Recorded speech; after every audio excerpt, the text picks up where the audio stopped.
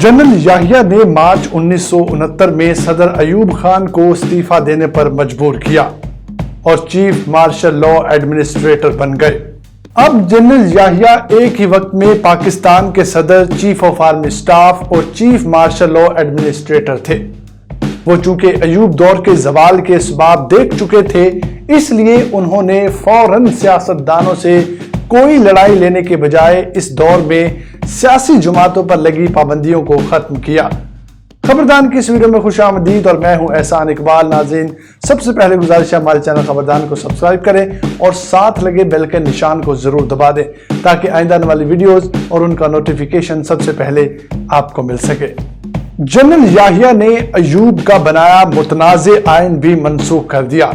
उन्होंने दिसंबर 1970 में सदारती इंतखाबात कराए। ये पाकिस्तान की तारीख के पहले आम इंतखाबात थे जिसमें एक आदमी एक वोट का असूल इस्तेमाल हुआ।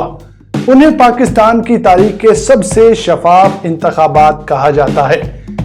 लेकिन नाज़रीन, इन शफाफ इंतखाबात का नतीजा बहुत खौफनाक बरामद हुआ। इंतखाबात में बंगाल के शेख मुजीबुर रहमान ने मशरकी पाकिस्तान में क्लीन स्वीप किया और 160 नशिस्तें जीती, लेकिन इनकी जमात मगरबी पाकिस्तान में एक भी सीट ना जीत सकी। इधर मगरबी पाकिस्तान में जुल्फकार अली भुट्टो ने 81 सीटें जीती, जबकि मशरकी पाकिस्तान में वो एक भी सीट ना जीत सके। पाकिस्तान वाज़े तौर पर दो हिस्सों में बढ़ चुका था। पूरा मशरकी पाकिस्तान शेख मुजीबुर रहमान के साथ खड़ा था और वो आइन के लिहाज से पाकिस्तान के नए हुक्मरान थे। जनरल याहिया की जिम्मेदारी थी कि वो इक्तदार जीतने वाले को ईमानदारी के साथ मुंतकिल करते, लेकिन उन्होंने ऐसा नहीं किया। इसलिए उन्होंने 1 फरवरी 1971 में ढाका में कौमी असम्बली का इजलास बुलाया।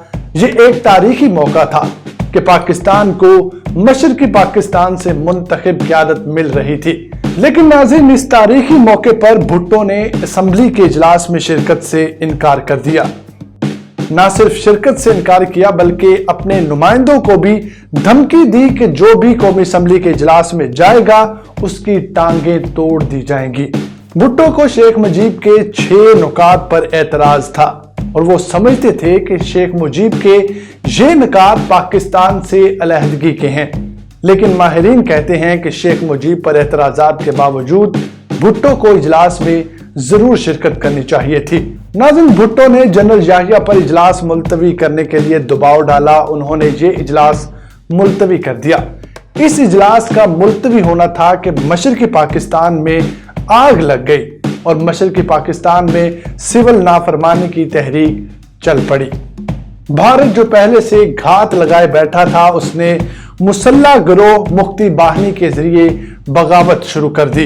इन मुसल्ला गिरोहों ने पाक फौज और आम पाकिस्तानियों पर हमले शुरू कर दिए।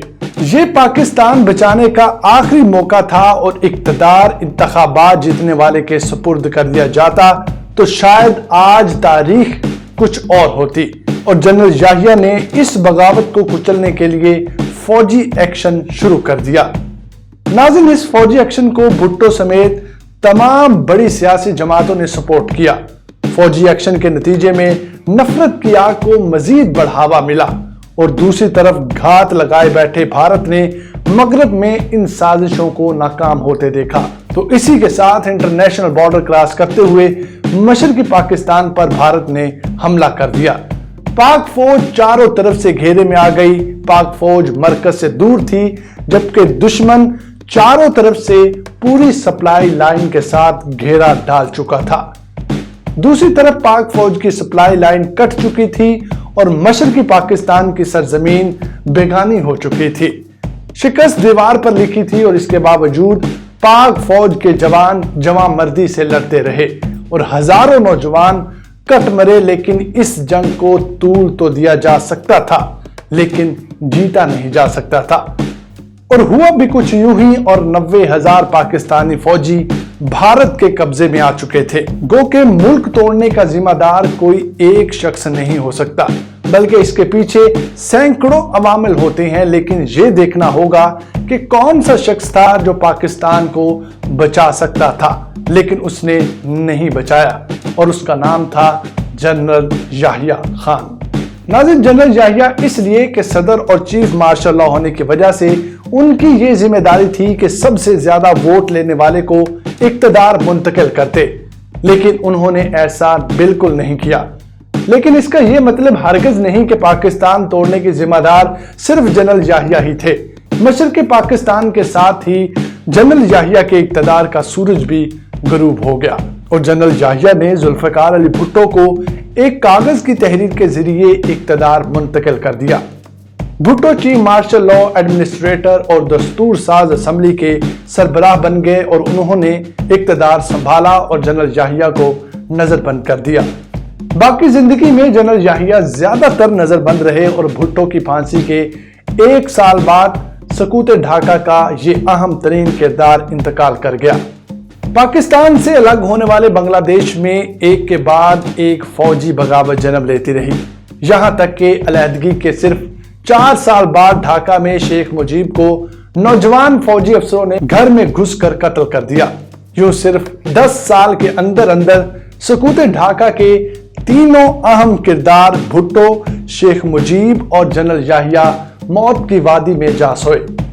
ناظرین، پاکستان میں سانحے کی وجوہات جاننے کے لیے کمیشن بنایا گیا۔ اس کمیشن کے سربراہ بنگال سے تعلق رکھنے والے چیف جسٹس حمود الرحمان تھے۔ کمیشن نے سقوط ڈھاکہ پر مکمل رپورٹ تیار کی، جس میں اہم عوامل بھی لکھے گئے۔ رپورٹ بھٹو کے دور میں مکمل ہو گئی تھی، لیکن چند مصلحتوں کے پیش نظر اسے شائع نہیں کیا گیا، اور وہ دن اور آج کا دن یہ رپورٹ کبھی سامنے نہ آ سکی۔ ناظرین، اس کے کچھ حصے بھارت میں تو شائع ہوئے، لیکن پاکستان میں اس سے کہیں بھی پبلش نہیں کیا گیا۔ پاکستان کی کہانی جاری ہے۔ اگلی ساتھ کے لیے ہمارے چینل خبردان کو سبسکرائب کر لیں اور ساتھ لگے بیل کے نشان کو ضرور دبائیں، تاکہ آئندہ آنے والی ویڈیوز اور ان کا نوٹیفیکیشن سب سے پہلے آپ کو مل سکے۔ اور اگر فیس بک پر آپ ہمیں دیکھ رہے ہیں تو ہمارے پیج خبردان کو فالو کر لیں، تاکہ آئندہ آنے والی ویڈیو سب سے پہلے آپ تک پہنچ سکے۔ خدا حافظ۔